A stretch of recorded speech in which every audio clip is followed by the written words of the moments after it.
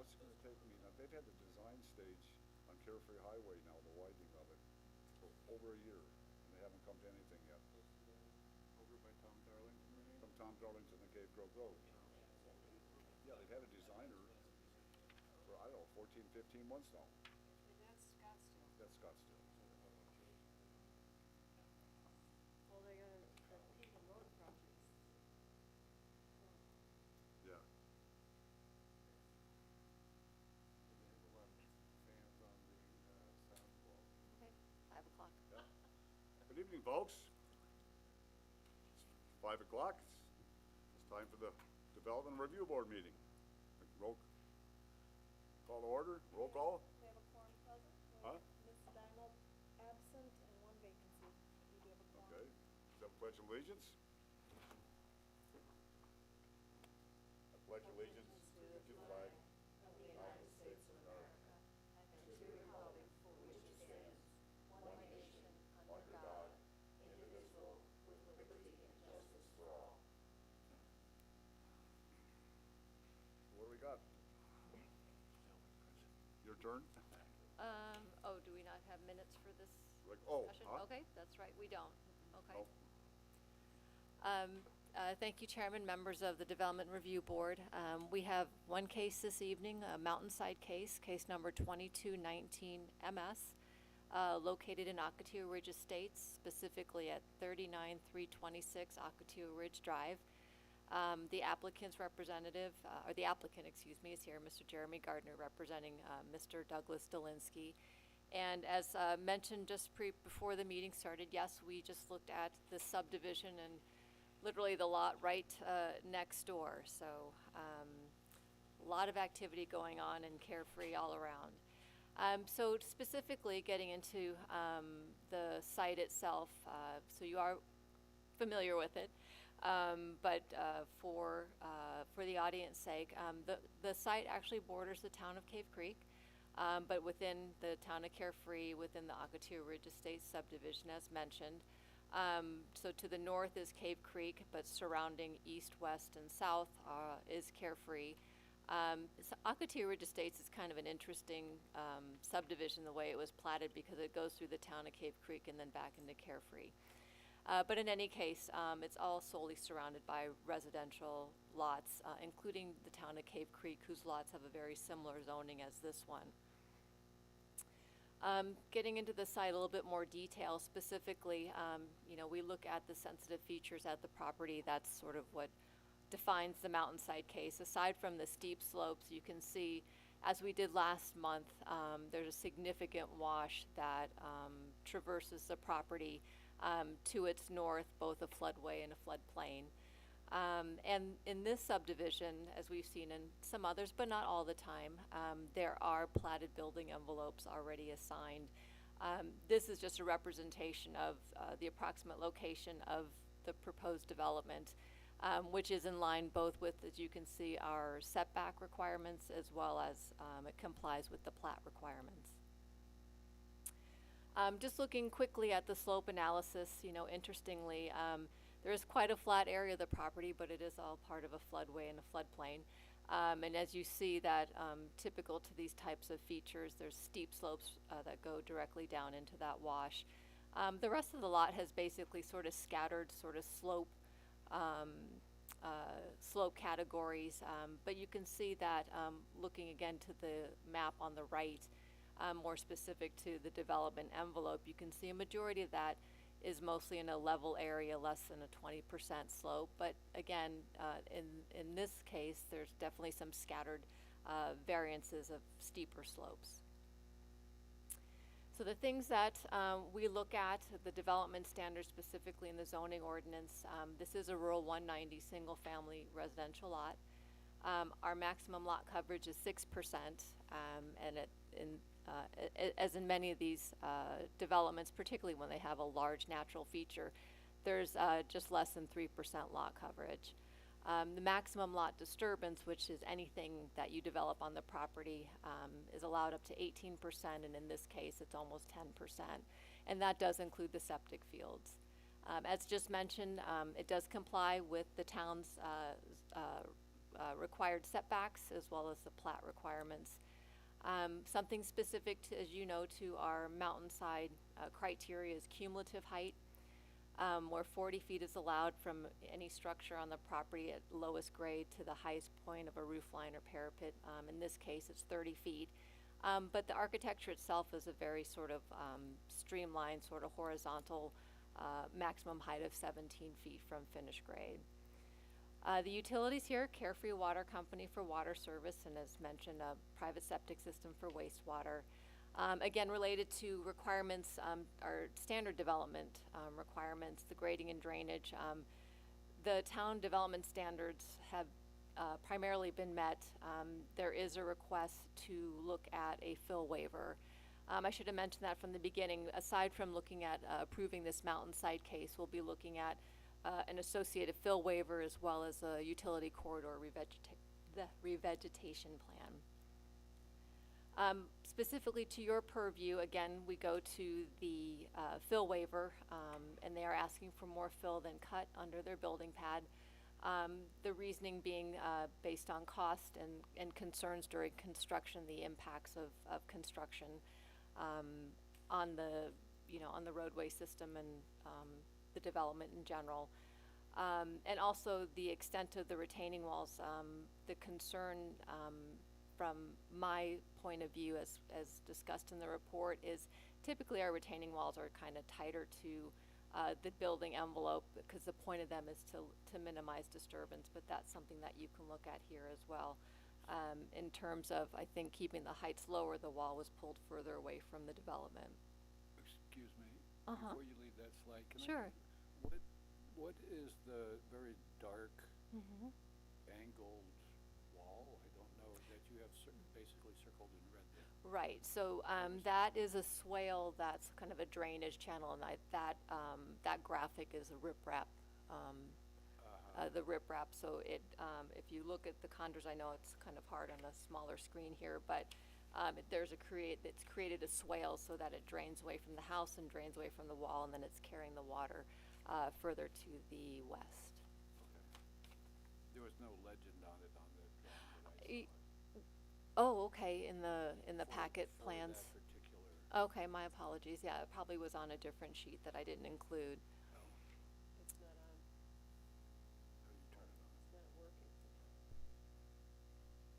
This mic isn't working. Oh, did you want to pull over the mic next to you? Sure. Okay, see if that one works. We're having some mic issues. There you go. Thank you. Again, under the Development Review Board's purview, we do look at natural vegetation, particularly when we're looking at re-veg areas. The ordinance does specifically require additional Development Review Board approval of utility corridors, because what we typically like to see are the utilities underneath or adjacent to the driveway in the graded area. But in this case, there was existing utilities in place, and so along with this mountainside request, they're asking for review and approval of the utility corridor also. There is a public process involved. The applicant did submit their citizen participation report. They did hear from two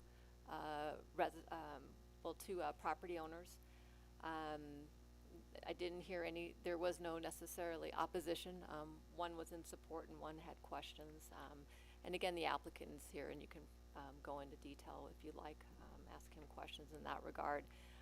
And you can see that typically there's our conditions of approval are attached to the report. So as you know, we've kind of changed up our presentation format, and might be best to let the applicant present, and then you can ask either of us questions. So let me just load up his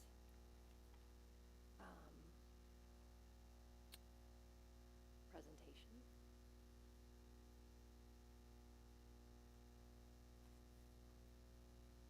And Jeremy, if you like, you can stand up at the podium, and that just cycles right through. I think it has arrows, yeah. Yep.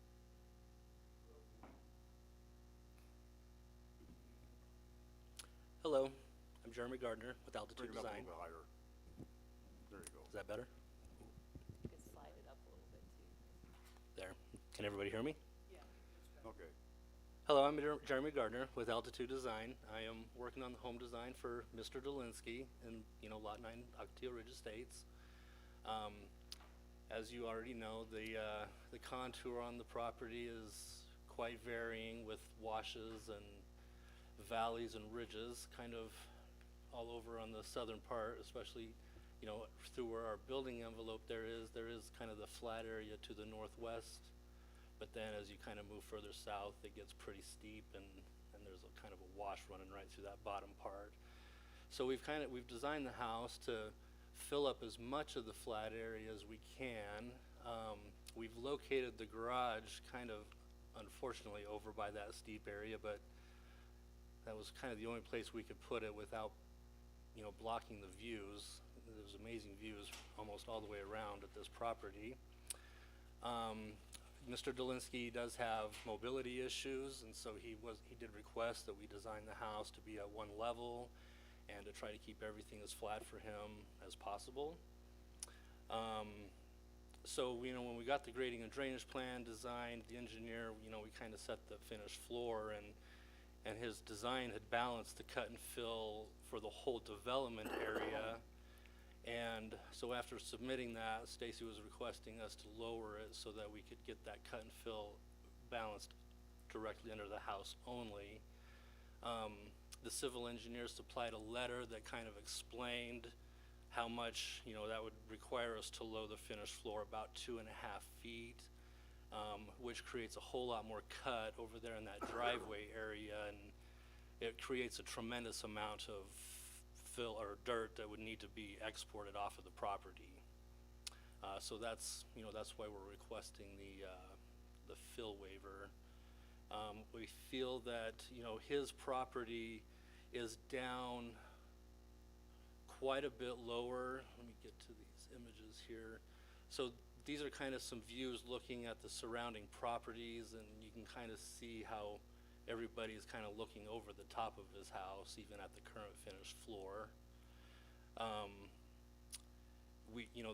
It's still designed to be underneath the maximum building height. So, really the only effect is just the finished floor, I think.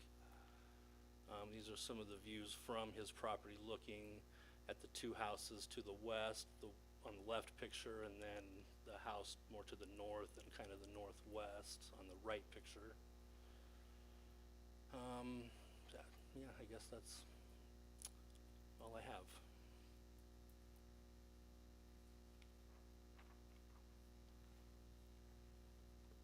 Does any of the board members have any questions, or you can take your time? Is your microphone working too? Yeah, you can't hear me? No. Oh, But lightly, yeah. okay, I'll try to speak up a little bit Yeah, more, there you so. No, it's, I think it's done well considering a lot. We had another one here last month, and same thing. And a lot of challenges, to say the least. Yes. But I think it's been presented pretty well. Thank you. Those neighbors, could you go to the next slide, please? Are we looking north, or which way are we looking? So the left picture is looking west, Southwest. and maybe a Black little Mountain. southwest, on the south side of the wash, and then the other two houses are on the north side of the wash. One is further to the west, and then the one up on the hill is pretty much directly north. So when you go back to the slide before, so where are we looking now? I'm trying to understand what that is reference to those other let's start pictures. with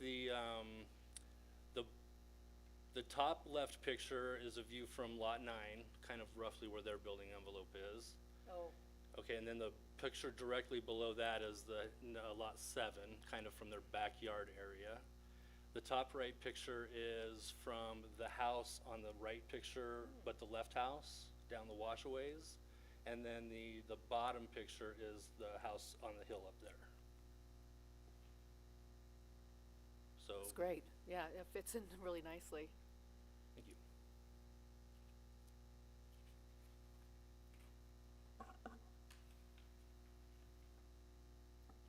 Can I ask a question about your engineering report? Yes.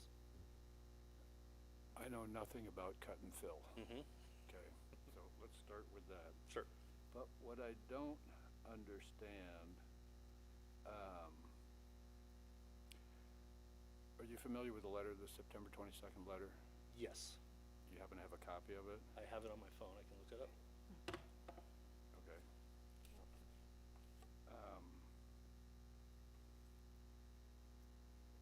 Okay, Help me just understand that you're going to, in the paragraph that begins, the grading plan submitted for the second review, mm-hmm, okay, you say that this would result in a cut value of 167 and a fill value of 569 for a net fill value of 402. Okay, I trust your math. mm-hmm, But then it says the earthwork, value of estimated total net earthwork value of 178 cubic yards of cut that would need to be removed. mm-hmm. Help me.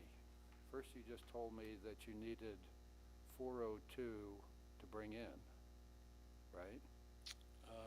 Let me read this again here, so the Net fill value of 402. value of 167 cubic yards of fill. And 569 cubic yards under the main residence. Okay, so, I think he's saying directly under the house is 167 cubic yards of fill, and we're cutting 569 cubic yards under the main residence. Yeah, okay, so that gets you the 402, right, that you need of fill, right? Yes. Okay, then the next sentence, an earthwork value of 178 cubic yards of cut that would need to be removed from the project site. So that's the amount of removal over the whole disturbed area. So he's given two numbers, under the house and then the total removed with the finished floor at the 2486. So the first two numbers, I think he's Explain that in English for me. I don't know if I can. Okay, so so basically, there's two numbers we're kind of looking at here. If you were just to take the house itself and remove everything else, we have 160 yards of fill and 569 yards of removal just underneath the house itself. The opposite.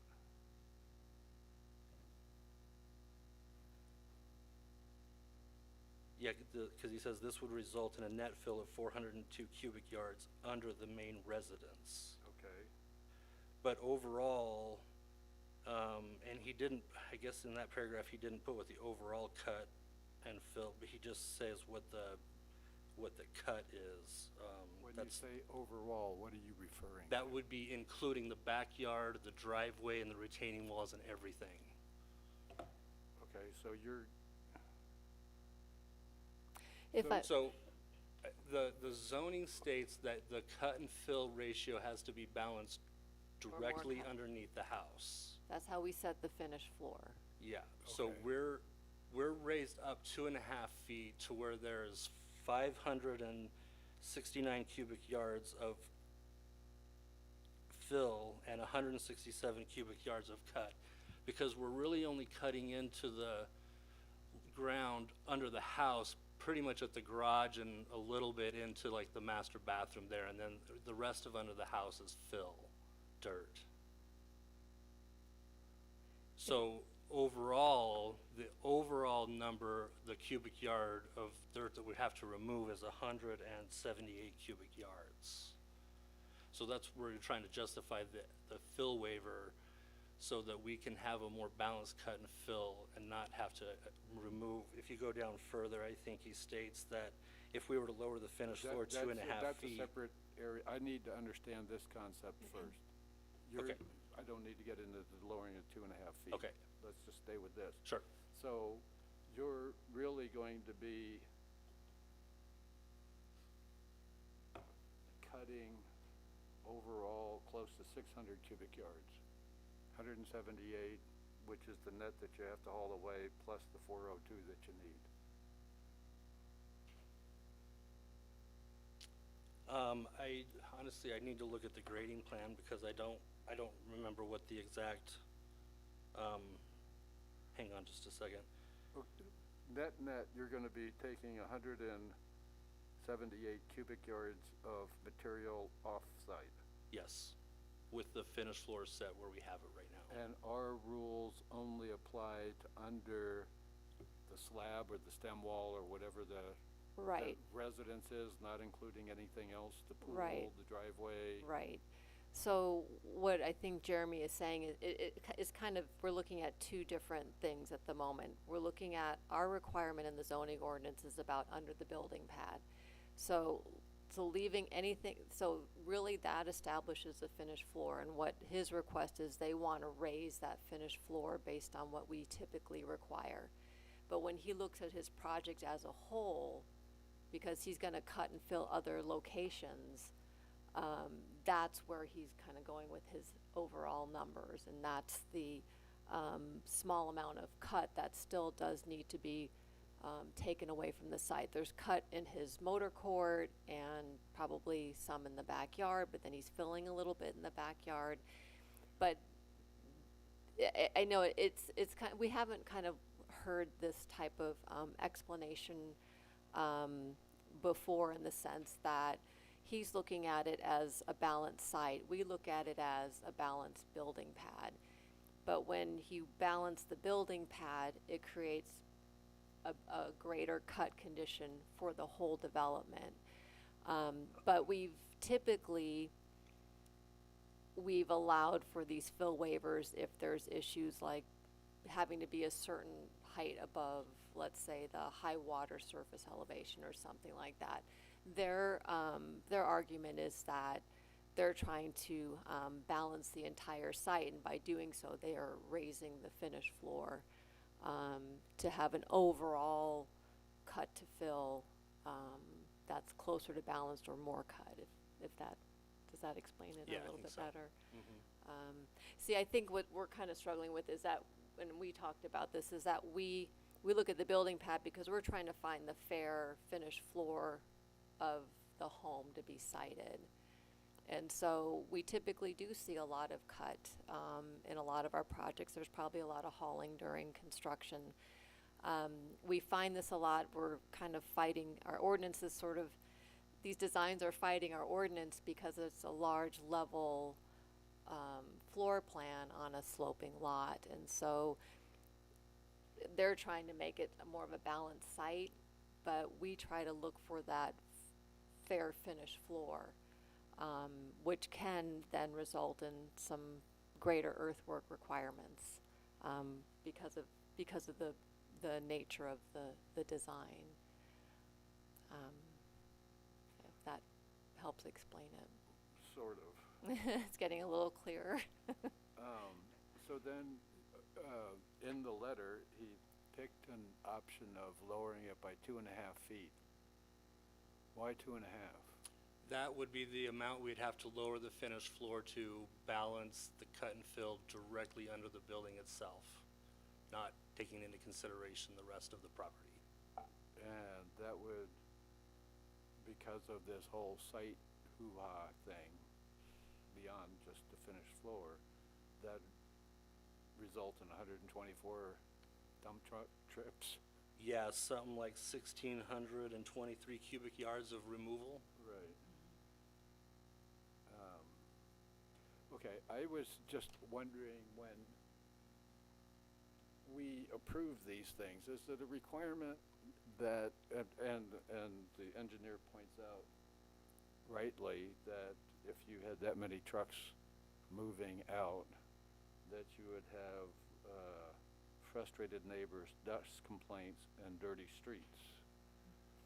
Do we require, when you're moving that many truckloads, that they clean the streets when they're done? I'm sure the HOA will have something to say about that, but I would say, Well, what about our streets? Ocotillo Ridge Right, comes does- into Stevens, and Stevens goes down Tranquil Trail, which goes to Cave Creek. I think in my opinion, and Jeremy may have a different opinion, I mean, I think that it tends to be closer to the site. I mean, the more you travel, the less dirt and things that are coming off wheels. There are dust control measures that need to be employed. SWIP, what we call stormwater pollution prevention plans, would help minimize some of this track out onto streets. I mean, it's an interesting point, don't get me wrong. But I think because of our ordinance, it's, you know, we're trying to make sure we find that fair finished floor that, and it's true, I mean, there may not be views obstructed. The concern is though that, usually with a fill waiver, there's, you know, there's an inherent reason that you have to have the finished floor higher. You know, we haven't come across, well, you know, there might be impacts to the neighbors, to the environment surrounding it. We have a lot of homes that have had to take out a lot of cut, because again, it's the nature of our ordinance, and typically, you know, if you had a different sort of approach, you might be able to minimize that cut, because let's say if you had a stepped, you know, a stepped, Let's go design. back, Yeah. thank you, worried about our code now. Why do we limit cut and fill under the house? What is the overall theory of that? The theory, I mean, and it's simple. I mean, it's based that we don't want people to come in and to artificially raise building pads in the sense that, because, and I'm not saying that that's what's happening in this case, but the idea is that you don't want somebody coming in and finding a high point on their property and then just raising it and filling it up, because everybody wants their buildings to be higher because they can take advantage of the views. And so I think that this, I mean, I didn't write it, but this came about because they're trying to find that fair finished floor. And it was, in this case, determined that if you could balance cut and fill or have more cut, you're pushing a building pad lower. It is a challenge for architects because now, you know, a lot of times they're coming down into their properties and things like that. But at the same time, it's the way that we can justify not imposing upon potential view corridors for, you know, surrounding neighbors.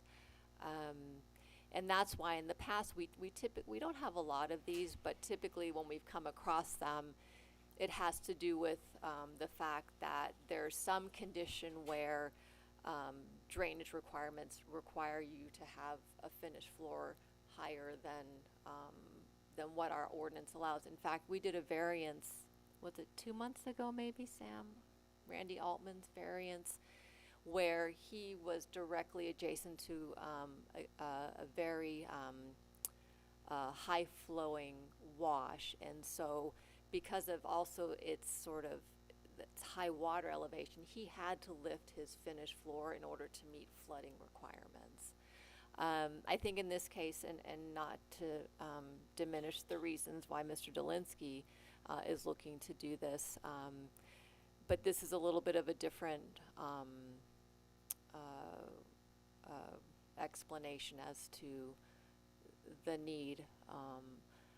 You know, being, I haven't met Mr. Dolinsky.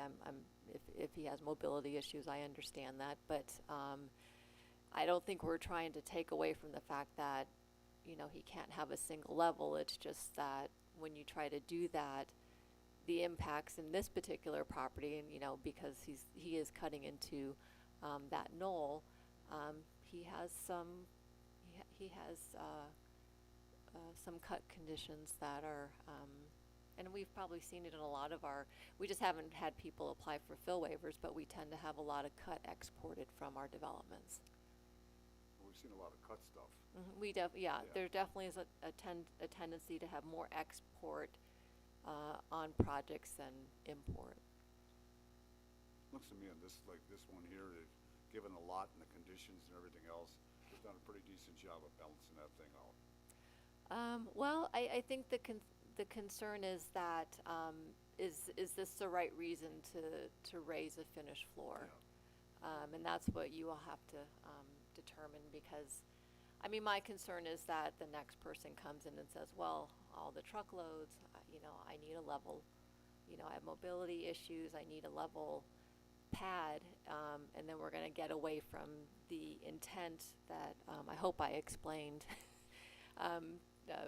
well, of why we pick the finished floor, why we do the cut to fill under the finished floor. So I think it's something to think about as board members that, again, this is,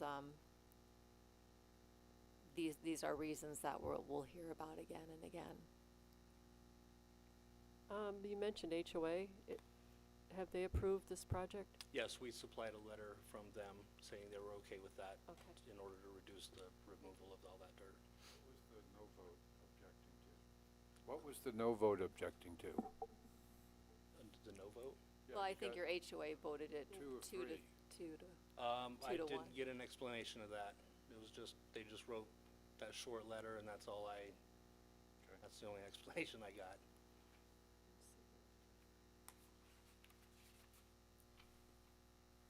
I have a question. Is it fair to say that this envelope around the house, the dark line, is that where all the cut and fill is happening? Like inside the bubble?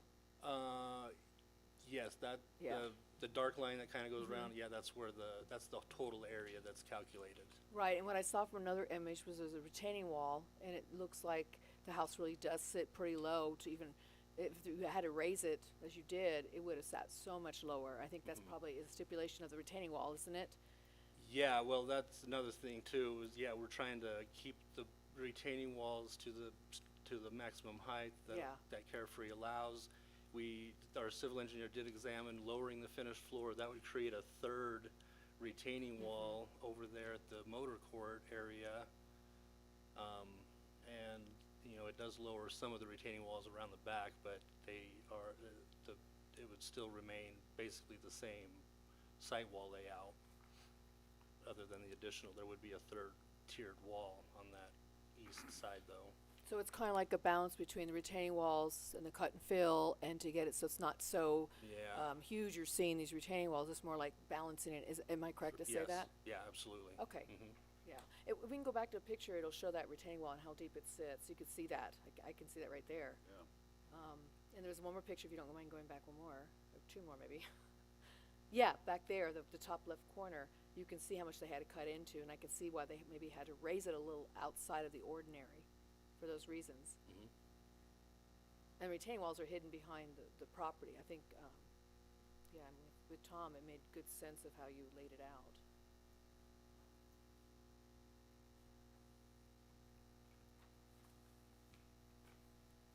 Any other questions?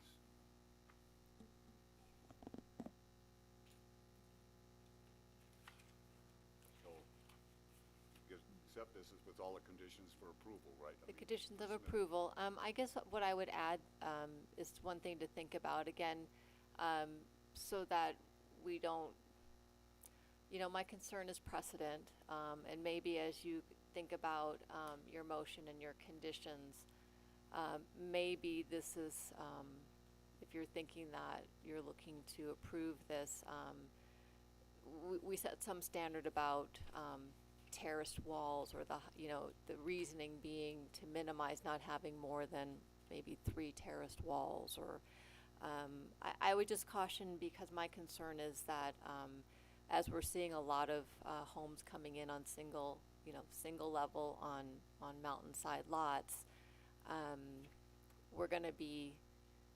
think we're gonna be seeing more and more fill waivers, and so the concern being,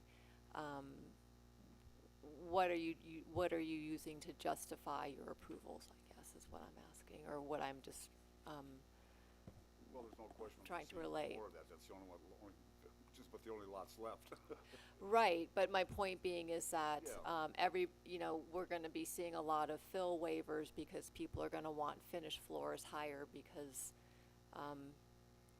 everybody will have an excuse to have a single level lot. Here, though, was done well between the cut and the fill underneath the slab per se. But if your reason is that if it's cost and construction impacts, we usually don't base our decisions on cost. What would you recommend our reason to be? Well, no, you need, oh, I see, if you choose to approve. If we choose to approve this, what distinguishes this from every other project that's going to ask for a fill waiver? You're more knowledgeable on this topic I am, than but I am. you all need to, I mean, this is your decision, and Jeremy knows where, you know, we've kind of discussed this, he understands kind of where I'm coming from. If you don't mind, I'm gonna go back to one of your slides. You know, if you look at the motor court, so we're looking at the southeast corner. So he's got 2 retaining walls there, right? Because he's cutting into that knoll. So is the reason that if you require 3 or more terraced walls that the fill waiver is justified?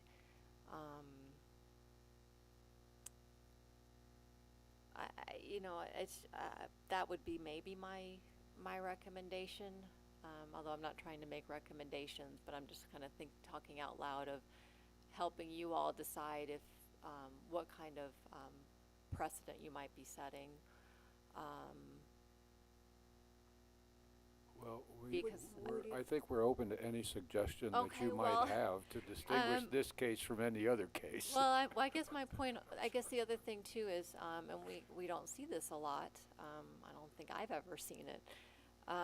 You know, do you feel that the project meets the intent of our ordinance? And if it doesn't,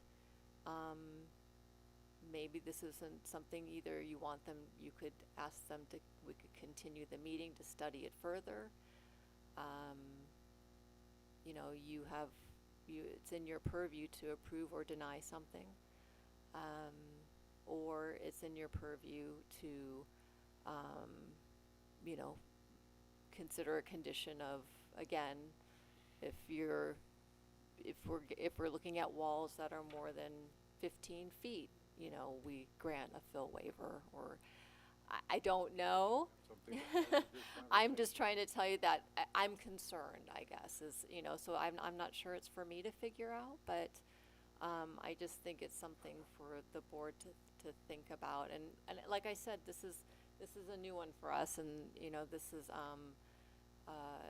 you know, usually a fill waiver is pretty straightforward. I think this one is not quite as black and white, even though the drawing's black and white.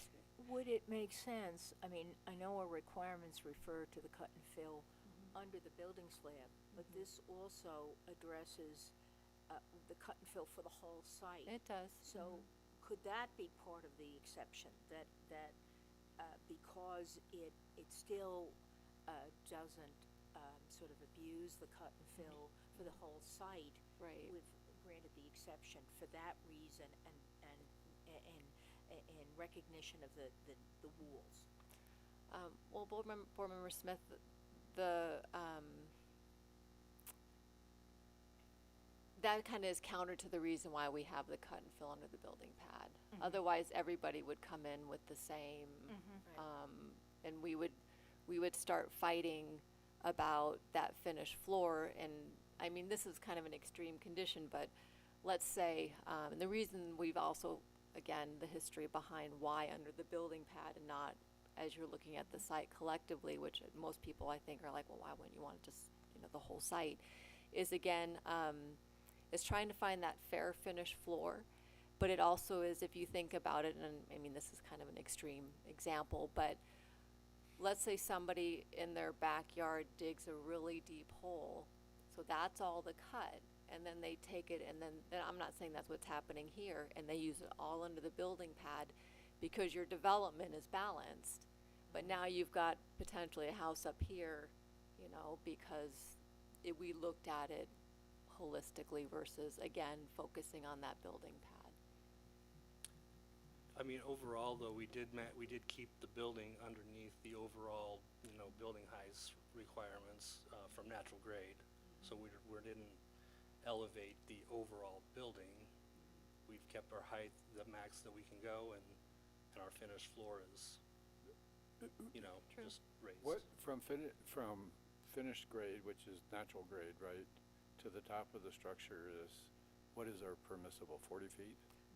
Well, there's a couple of things in there. So if we're just talking about, the actual building itself, so from finished floor, that's what you Right. walk in on your ground level, that's 24 feet from that elevation. But it's also natural grade, so, you cannot go 24 feet above, however, the topography is working below the finished floor. So that kind of does help keep it, within a zone, let's say. And how high are you? We're at the maximum height, it's 24 feet. 24 feet. Yeah, to natural grade. Well, that didn't give us an out, did it? I'm just working Well, with you here, I buddy. didn't wanna Come ask on, for- You're the genius. I don't know about that. We didn't want to ask for extra height, so yeah, we tried to keep within all of the other rules, and Can this we is just the- declare this that is it's the not a challenging part. precedent? That it's a one-off? That Well, we'd have, that I don't know. How tall is the highest retaining wall? What are you looking at in heights? I don't think there's anything over 7 feet, if I'm not mistaken. I'd have to look at the said 6 plan feet. again. I thought. Maybe 6, yeah. I would have to look at the what it grading was on, plan. 6. But if you went down lower and you didn't raise the foundation of the house, you would have been higher. Yeah, so the retaining walls along the backyard would lower down, and then those retaining walls around the driveway would increase. Yeah, that's my stipulation right there. That's where I'm at with it. This is where the precedent for me is set. It's like we gotta look at the height of these retaining walls and what's gonna happen if one gets, above what we allow. Mhm. So Well, if that's you why could we keep- would have gone to that third tier over there Uh-huh. to keep those heights. And that's why you raised it up Yeah, a little bit, the 2.5 feet you said, I think it was. yeah. Okay. That's where I'm looking from a construction standpoint. That's how I'm looking at it. That's interesting. I mean, again, and you all, as the board members, you have the ability to allow for taller walls. Like, we've seen wall height waivers have, before we too, have. but, Well, the way they're put in with to the wall levels, it's really not obnoxious. I mean, it fits in there well, yeah. That's what I think too. but we have looked at other projects that have Yeah. had 2 or 3 walls. Is there anything else we need to do? Any other questions? Well, are we adding a because reason to this? Well, I don't know, we might need to, because we don't wanna keep going with setting the precedent and changing things, right? So, She's telling us we don't wanna, yeah, Fills a I'm hole, getting so- that, right. Oh, So I'm not telling. we don't wanna dig a hole. I just want, This could be an exception if we start laying out what those exceptions will allow. And to me, it's about the retaining walls and the height and trying to find that nice balance in between, which I think was explained. So I don't know how to state that, but that's where I'm Well, aiming for. I will state that, and I think perhaps say this should not be viewed as a precedent. okay. It's a site that has specific issues that have been addressed, but but the decision to grant the waiver should not be viewed as a precedent, period. Okay. Case by case, we take it, yeah. True. Yeah, Always. absolutely. We always do anyway, Site but, by site, every one of them is different. yeah, it is. It is, but remember the reasons behind it is cost Yeah. and construction. Mm-hmm.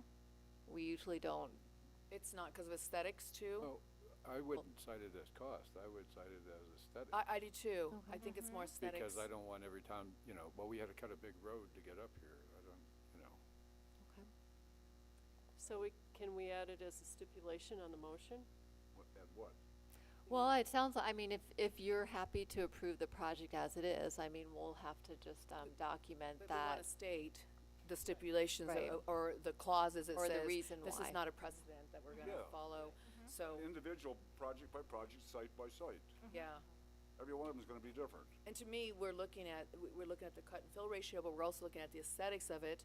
And we're looking at, I mean, there's a lot of, the views and everything else. So, to me, I don't care what the cost is. I look at more how it's, we're following the laws here and the rules. And then also aesthetics. Okay. So, and just flat out say it's not a precedent. it's not a precedent. You will No, work we're out, not writing new codes here, we're No. talking about a single site. Yeah. Right. Okay, I'm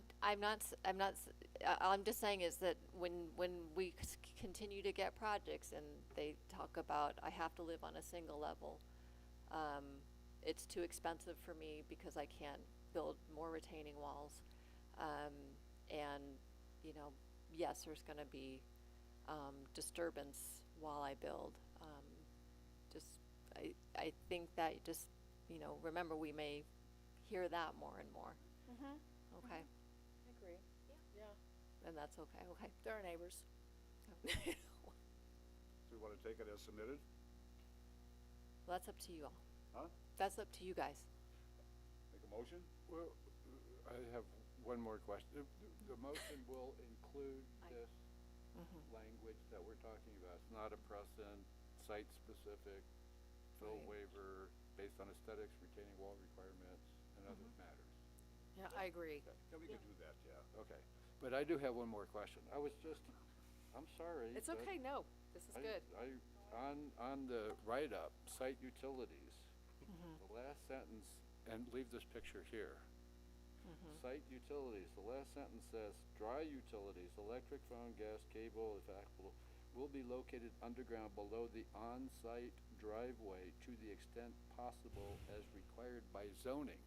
And as I'm gazing at this picture, I see a utility easement coming through that has telephone, internet, gas line, electric line, which I thought was, so. That's, yes. So that's not anywhere close to the driveway. No, that's my mistake. Which is your mistake? That Drawing it's or the language? The sentence that it's as shown, my apologies, that the corridor is allowing for these other utilities to traverse across it, and you saw the enhanced landscaping at those corridors. I guess I didn't realize at first. I thought it was just for a gas line and a water line, but you're right. Now that I see the little, It's like 2 corridors, it looks like. well, it's several utility lines.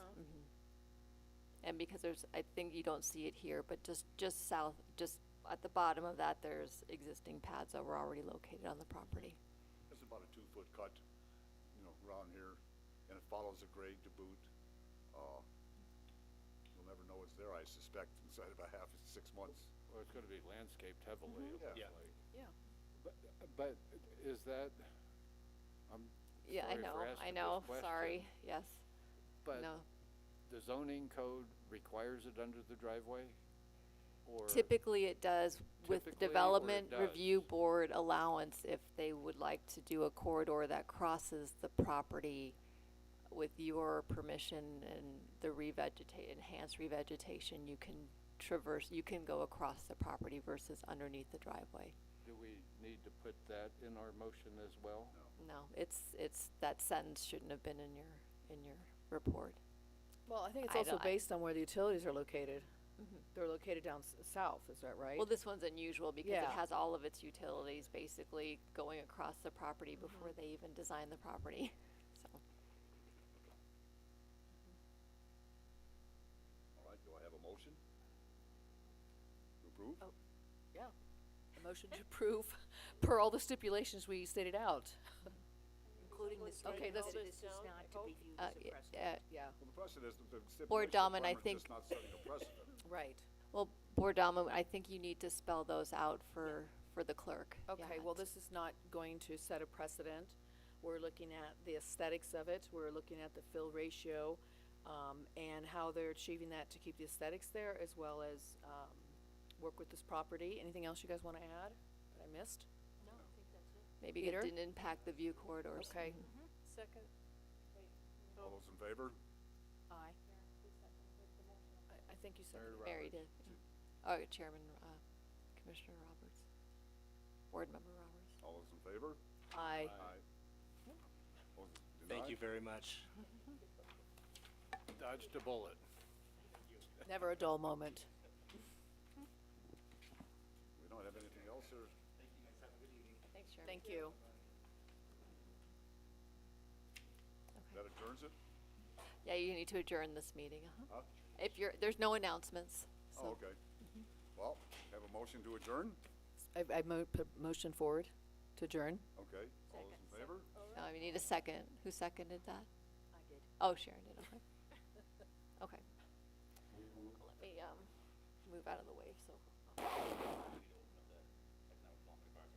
What? Yep. meeting. Do you want to use my Yeah. computer? The next.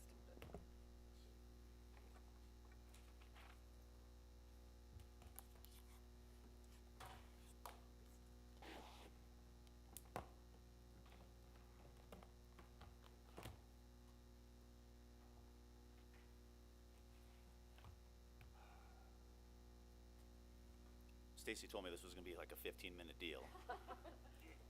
Down to 13 and a half. More like an hour. Better not be.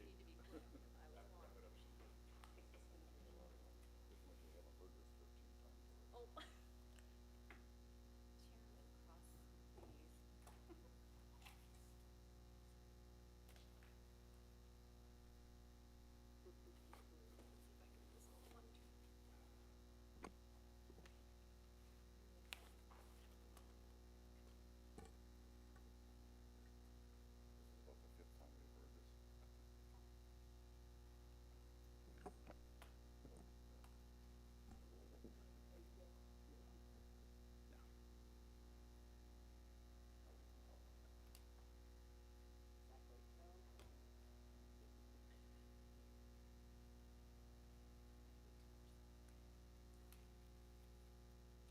So does the meeting have to be opened?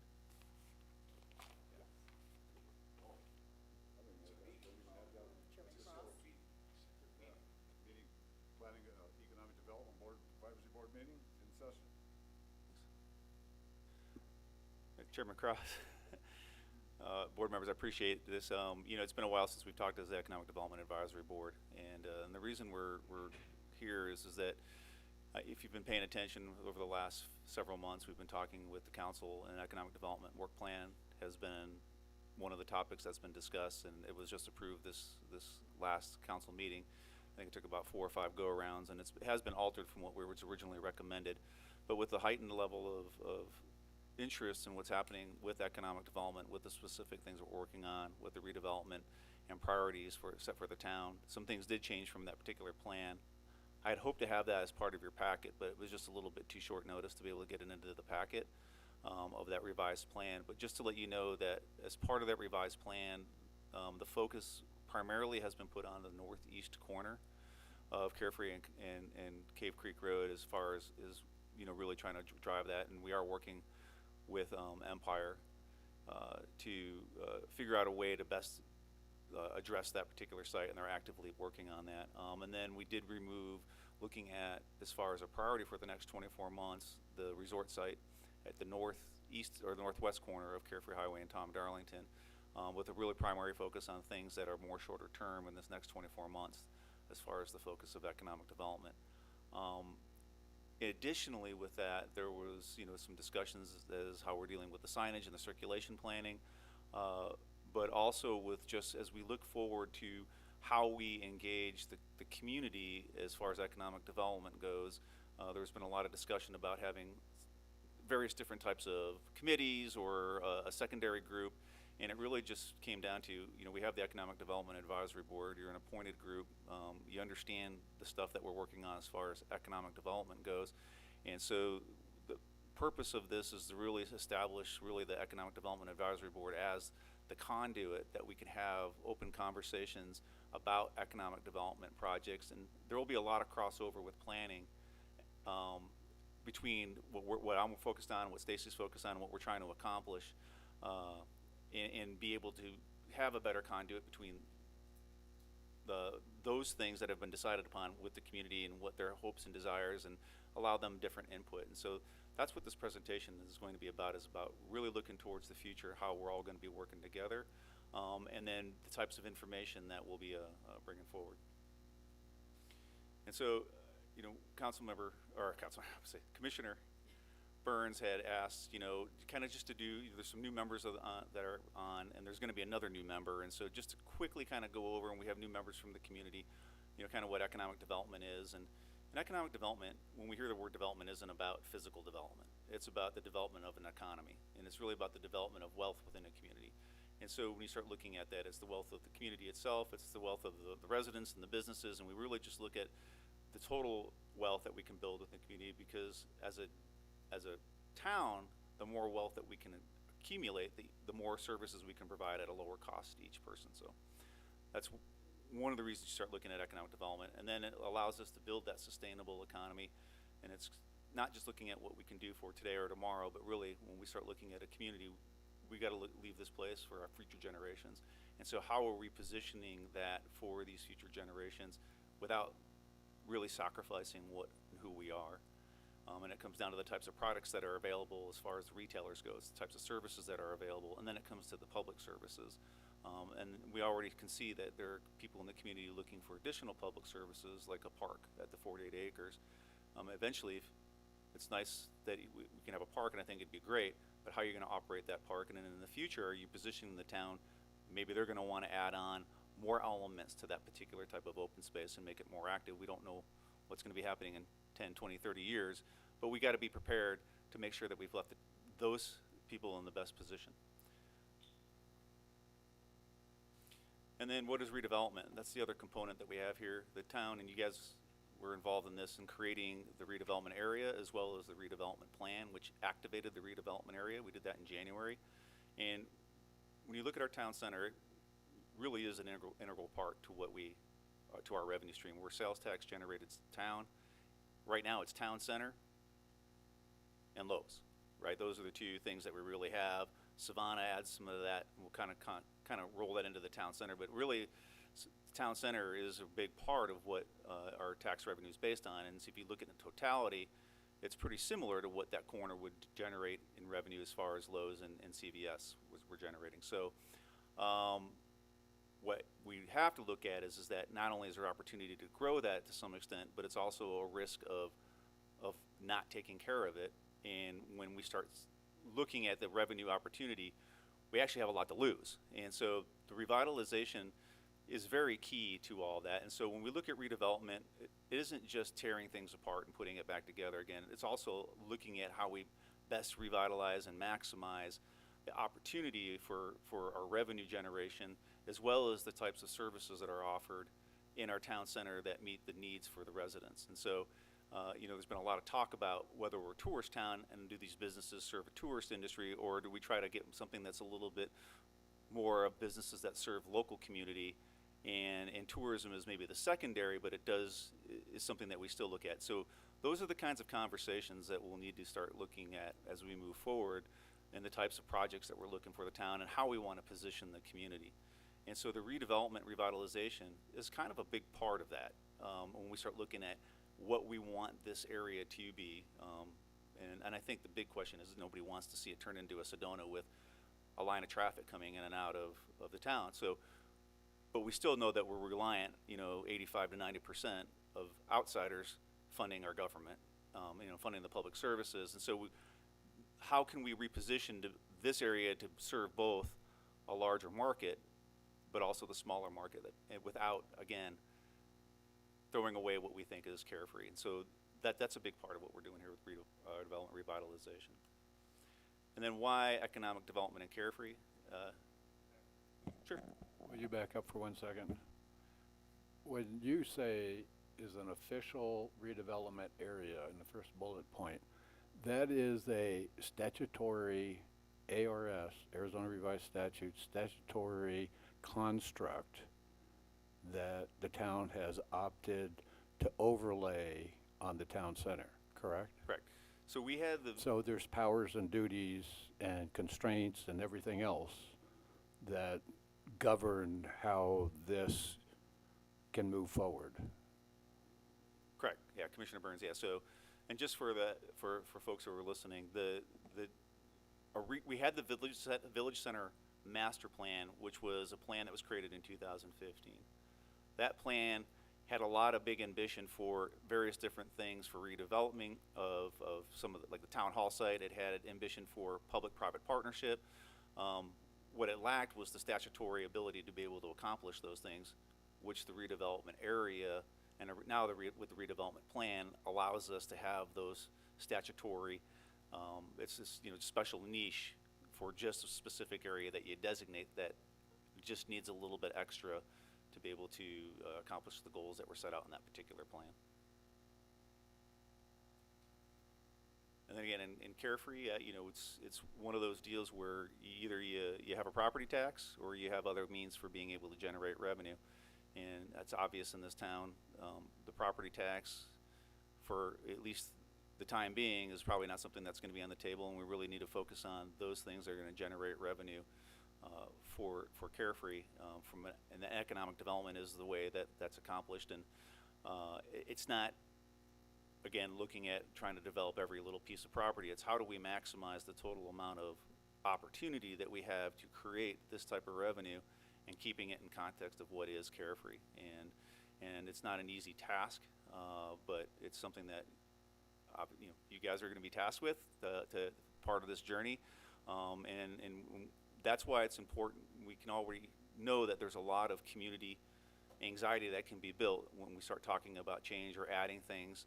And so it's important to me that we make sure that we have a good dialogue through a public body to the public, and have a feedback loop that allows input from the public to come back to the body. And before we ever even go to the decision makers at council, we've already had a robust dialogue that allows appointees to be able to help make recommendations.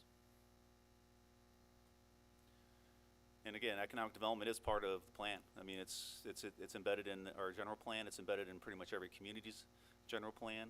And you know, everybody thinks of general planning is more along the lines of land use, and but really the biggest part of general plans is it's all how it all fits together, and everything has to have a funding source. Everything, it's nice to say we want specific things, but if you don't have means to be able to help pay for those things, whether it's one-time costs or recurring ongoing costs, those things will never materialize. And so, and then when we look at how your land use planning goes together and how it fits with economic development, we're required actually as a community to have sufficient land use elements that allow us to be able to sustain the government. I mean, that's just part of why general plans actually exist, so you don't overdo or underdo any specific thing to the detriment of the community.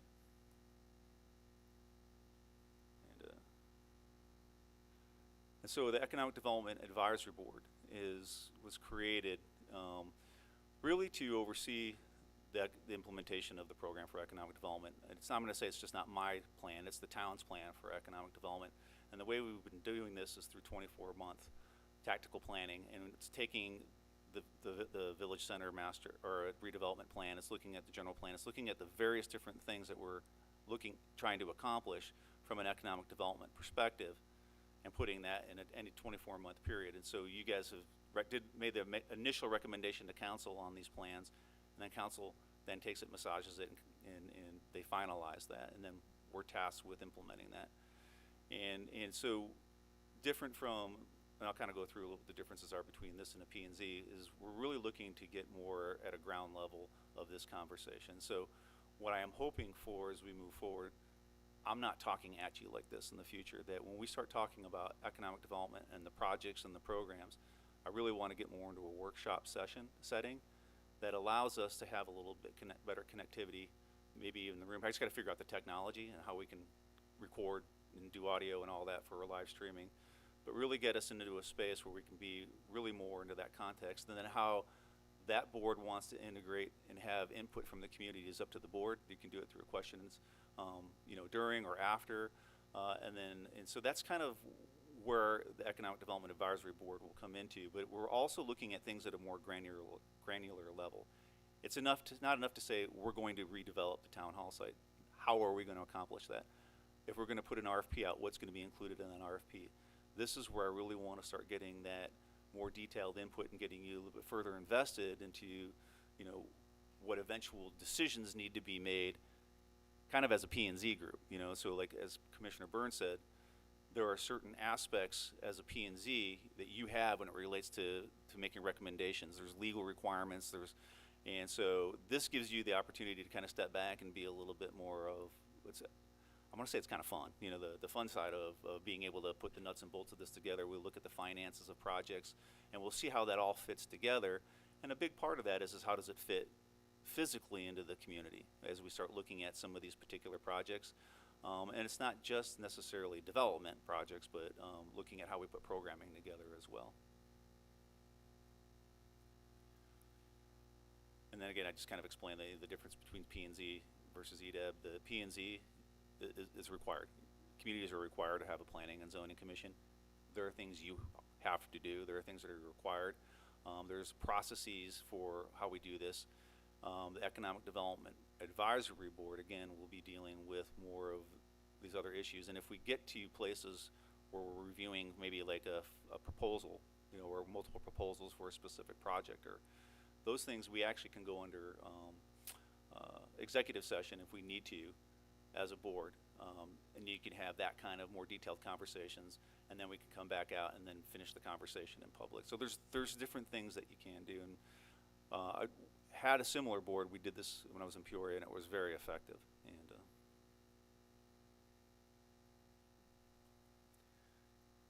And then the next steps in I'd like to propose is that you know, kind of it'll keep us busy, but again, I think it's worthwhile to be able to take a lot of the things that we're working on and be able to, and the questions that I'm getting from the community and the things that are going to help us drive to a better place, that we really put a group of workshop sessions, and it could be on a monthly basis or a periodic basis.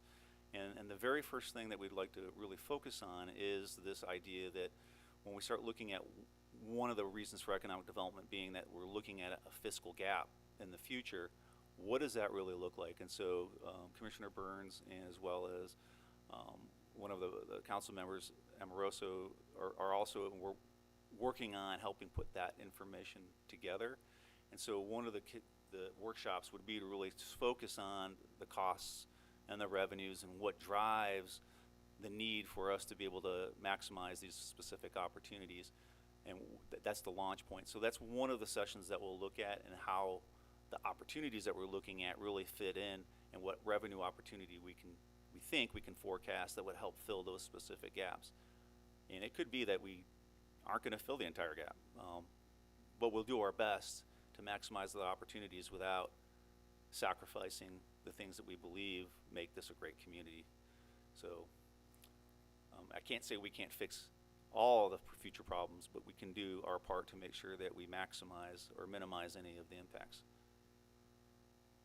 And then furthermore, then looking at the implementation of the Village Center Master Plan. Again, updates and recommendations for council, kind of be more of a P&Z thing, but the real discussion about how we're going to look at these specific things like, and you know, recommendations for design guideline and code changes could be done at a P&Z level, but because it's within the Economic Development Plan, we'll focus on keeping it in the Economic Development Advisory Board. Again, it's better for a workshop session, I think, for us to start having those conversations. And the Town Hall redevelopment will be part of that as well. And then the review of potential revitalization matching grant programs. And so one of the issues we have is looking at, you know, like a post office building, 100 Easy Street.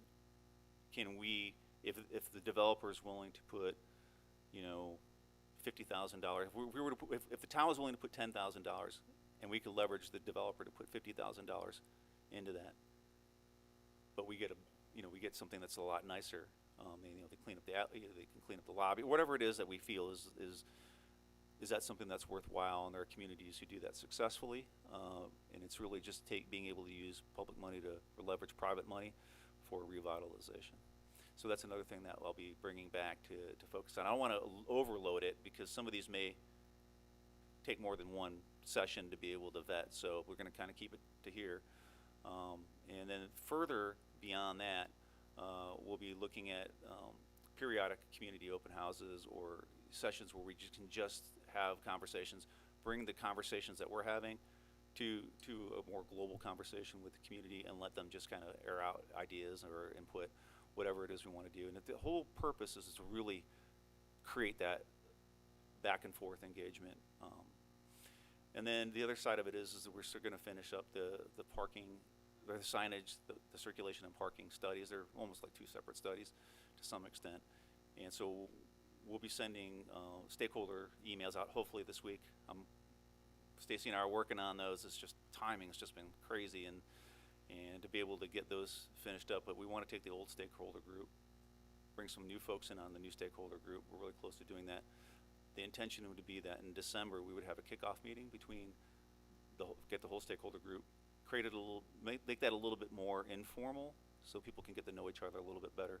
Talk about where we're at, why we're doing, where this came from, and then what the goals are to finish up the plans that we've already started and set in motion, and get them done in a way that everybody feels comfortable moving forward, taking back to council.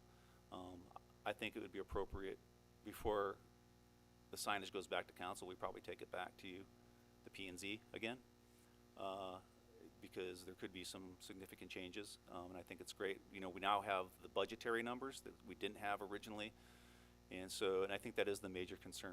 Looking at a $1.2 million price tag, which scares a lot of people, and rightfully so, because it seems like a lot of money. So we just need to be able to walk through what we're getting for that kind of money. Do we need to spend that kind of money? Are there ways that we can value engineer and keep the quality? All of those things we'll start looking at through that specific group, and then bring it back. Obviously we're not going to spend $1.2 million or even $1 million in 1 year. We couldn't afford to do something like that. But I don't want to suppose what that group's going to come back with, so I'll just leave it at that for right now. And so that's pretty much. I know we were short on time, so I hate rushing through things. There's really no decision other than the fact that I just want to, this is a good group, and this is people that you guys have a good, not only just from a planning perspective and being able to look at what's going on from site planning and the stuff that Stacy's working on, but a good grasp and understanding about how development works, and being able to evaluate projects as we look forward, or programs that are going to be cost-effective programs and make sense for the town. One of the things I do want to say is that while we're going to put and looking at putting the town hall site as one of the primary things to look at is that because we control the town hall site, there's a lot of things that we can focus on. One is the type of building we'd like to see, the type of architecture we'd like to see. We can use it as a keystone project for really how we want to set the tone for what we want to see from revitalization from other properties. And so it's a really good opportunity even to look at the off-site improvements as we look through circulation. We can put the off-site improvements on that would, whether we're looking at a multi-use pathway or sidewalk, however we're looking at that, we have complete control over that. And so it gives us that opportunity if we want to evaluate design guidelines or the colors of buildings, or we want to look at anything like that, we can include that into those RFPs, and it could be the background and format for other, how we want to look at any revitalization. And it's the same thing with any kind of program that we would do that would be on a matching. We have control that as part of, if we're going to contribute funding towards something as a town, we expect better. And so it helps drive us to the types of things, because we don't have a lot of teeth in our design guidelines as a statutory community, but we can create areas where we're given something to get something. And so that's those are the trade-offs we got to look at, and trying to find a way that we can get to a better place that everybody feels good with the community. And so that's, if there's any additional questions, go ahead. No, we just have a lot of work in front of us. I do have a question. Maybe I missed it. Did you say how long this process was to work on all these items? So it's 2 years. So, the process will be, it's a 2-year plan, and so what I'll start doing is on a month-to-month basis, we'll have a topic. Okay. And if as long as we have something to discuss, the first 4 topics will be looking at the revenue, looking at the town hall site, we'll be looking at Northeast corner. yeah, the north, and so that's the other side of it. So the northeast corner, we'll be bringing, so we're working closely with that developer there. I'm also working with another developer on something for the town center that's pretty important. When we're in a position to bring that back, we'll be bringing those types of projects back to the Economic Development Advisory Board. Okay. And so if there's any revitalization type project, and it could involve whether or not this town's going to be involved, whether it's going to be something where we dedicate alleyway space or we're fixing something, we're going to bring that back to you. If there's money being spent, it's going to come back to this group as Economic Development Advisory Board to help make better decisions at council. Okay. Thank you. Some of these topics, like even take the northeast corner of Cave Creek and Carefree Highway, there are certain first of all, physical constraints on that property, right? Correct. There's a wash that runs through it. Mhm. And then there are some political constraints or legal constraints on that property. When we rezoned it, there were conditions associated with that, correct? Correct. So what I'm interested in is establishing that fundamental floor of understanding, not about whether this project is a good project or that project. I would like to understand on that corner, what are the physical constraints on the property? That might be 23 acres, but if it has a floodplain running through it, you don't have 23 developable acres. Correct. So, and what would the traffic patterns be, and just what would at least the vision, not Empire's, not anybody else's proposal, but what would be our vision? For example, would commercial face Carefree Highway and Cave Creek Road, and how would we integrate into the what have we already agreed to on that site? And similarly, for the northwest corner, that spa had a number of conditions. Correct. That were associated with it. And what is the process that we would go through under any one of those, under a spa, to go from a plan to approval, and then with the northwest corner, which is not on your list, Right. What is the rezoning process like? I think that this process should just be Carefree Economic Development 101 without until way down the road when we get there, when we have proposals, to just establish a base level of understanding. I'm not sure that anybody here has gone through the town center revitalization plan. And I think one of the big challenges, just that we had to wrestle with when we were going through that, is sidewalks. Who owns the sidewalks? And how could you unify a traffic plan, a footpath throughout the town center? It's all discombobulated and ownership is very confused, and so what I'm looking for in this process is limited topics on each meeting, and basically just this is the situation as it is in general. For example, redevelopment authority that's a formal process. We've got a map, we adopted a boundary. There are certain things you can do and certain things you can't do. And then in the revitalization plan, we've talked about design guidelines and zoning changes. But we've never talked about or enumerated what is the universe of, and I think that we just got to get those out, and I'd like to do it in a roundtable fashion as opposed to us pontificating from the dais, and try to get some input into what everybody feels the zoning changes ought to be, or what everybody thinks the design guide, should it all be frontier town? I don't know, but that's the kind of input that I would, but it's based on an understanding of what the powers and duties in a redevelopment district entail, and because we own Town Hall and the dirt underneath it, I think it is a big opportunity, but I think that has to be carefully explained to everybody and establish a level of understanding so that when we start moving forward with it, people understand what it is. That's a couple of things. I think that these ought to be separate meetings. I think that they ought to be on a separate day from P&Z. I think that we ought to plan for 2 hours or more at a meeting. I don't think that they necessarily have to begin at 5 o'clock. I'd be just as happy to see them start at 2 o'clock. I'll take input on that. Roundtable discussion, and I think that one of the first other things that we ought to do is expand this agenda a little bit more with more detail so that people have some understanding of what are the topics that how deep are we going to go, and we can take even input on that. Oh, we ought to go deeper. we want a whole meeting on the Carefree Gardens, or we want a whole meeting on sidewalks, or whatever it may be. But I think that you have a great idea here. This is not an action item, it's for information purposes according to your, Correct. your thing here. But Is it information? No, you said information. Information, correct. Right. You mean, what do you mean, it's not information, it's No. information? That doesn't sound I'll right. show you your typo.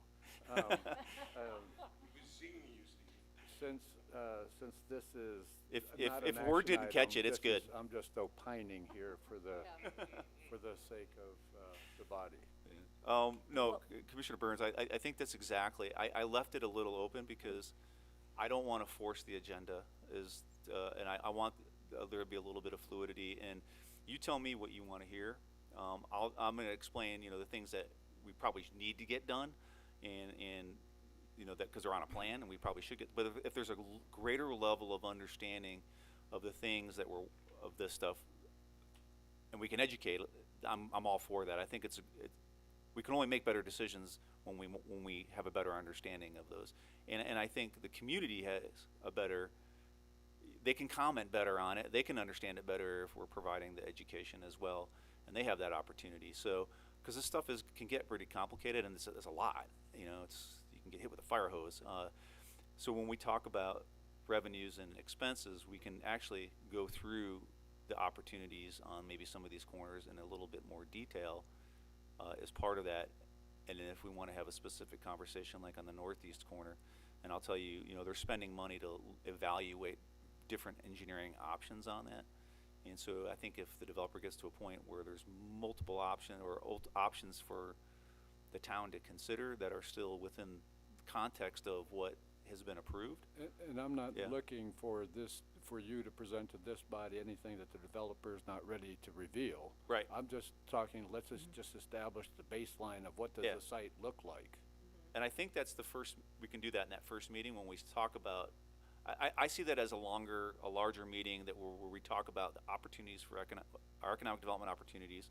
We can look, there's not that many. So we can really get more into the details on what those opportunities are, and then we can have kind of more of that conversation about the revenues and expenses that are facing the town and the challenge that we see over for being able to provide public service into the future as part of that particular conversation, and how those two things come together, and then start talking about, then we can get more in detail on specific items as we move forward. So even some new things might even come out of that conversation that we may even want to have a different conversation outside of that on, you can only talk about so much at one time. Well, I would add another agenda item. We should, at some point, also discuss areas that are empty in the town center. Yep. I think in particular of one fairly large area that I've been told the owner isn't interested in doing anything, but it calls into question the vitality of the whole center when you have this large area that's just empty. And I think we ought to have a baseline understanding of what could be done with that space. Sure. I would also suggest in all the meetings that we set a time for the meeting, 2 hours perhaps, and keep to that time. In my experience, the discipline of having a time for the meeting focuses the discussion. Yep. You're going to lose attendees if we start going into 3, 4, 5, 6 hour meetings. I've been in 7-hour meetings, and believe me, it takes a lot to hang in on for 7 hours. Yeah, no, I totally agree with that. As long as Stacy doesn't run over 2 hours on her. I think that's just saddens Steve in the sense that he actually is gonna be limited on what he can say. I thought I was pretty concise tonight. But it's taken a lot of time to get here, and it's one of those deals where the community asks to take a breath, and for us to kind of rethink this and how we want to engage. And so this is what we're looking to do as staff and really bring in and create this connectivity. I love the idea of sitting down, getting out from the talking and just really making it a conversation, which I think would actually help speed things up if we just have more of that style. And so I'm excited about that. And Kick this back around and wind it again. Yeah. yeah. Okay, I have one more thing. So, just to kind of dovetail on what Peter said, and what you said too, bringing up different items that we could probably address. For me, I need a visual. I need Yep. clarification of our parameters, and I think is what I heard Peter say down there, to what the stipulations are, what we can and can't do, so it's very clear to us and the public, because I'm not clear what we can and can't build, for example, in the northeast corner. So I kind of need that backed and say, this is what we have to deal with, this is what the plats, this is what the zoning laws are, this is what this is, and this is what it's zoned for, and so I kind of going back to 101. Correct. Yeah, what we'll do is I'll put together informational packets for the conversations with any relevant information or links to relevant documents. You know, sometimes those documents are pretty huge, but I try to create executive summaries for at least the documents, so you at least start with that. So the idea was that there will be packets, and even when we go through with the stakeholder group for the signage, we have asked the consultant Kimley Horn to actually put together a specific packet. So same thing. People just need to be able to have a visual. They need to know what they're talking about, specifically a dot point, what it is we're trying to accomplish here, what the challenge is, and all that. So so we definitely will go into that, and then I'll be working with our new communications person to make sure that we beef up get the website really geared towards this as well. And so that information is going to be easily attainable in a way. I mean, our website mechanics are really weird, I have to admit. I've tried working on it. But I will try our best to make sure that it's very user-friendly for people to be able to just get the information as easily as possible. Anything else? Thank you. Question? Thanks. Make a motion to adjourn this thing? Or? Yep. Well, I mean, or do you want to see if there's, Chairman, do you want to see if there's any comments from members of the public? Oh, I suppose, yeah. Public have anything, questions, comments, whatnot? You're ready to go?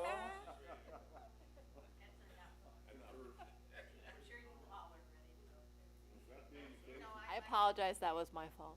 Yeah. So moved. Second it. I'm sorry, Chair. In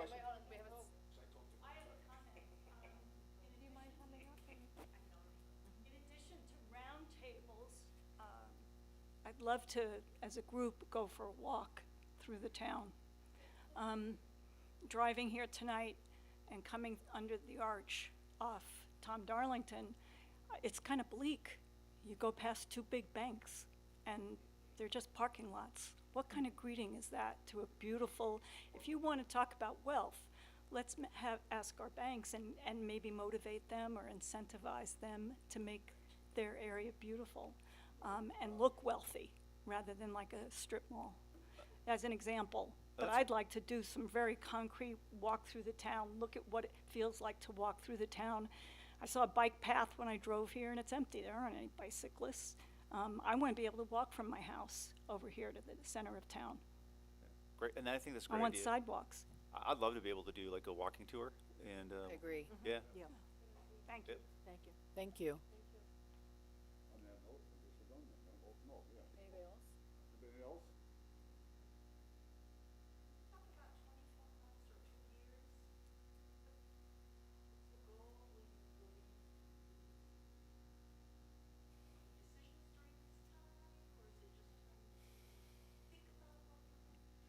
Yeah, so the reason for going for 24-month time periods is if you put a 10-year plan together, that 10-year plan goes on a shelf, and then 5 years later, somebody's going, what did we accomplish? If you look in 2-year increments and you're looking at it from a tactical,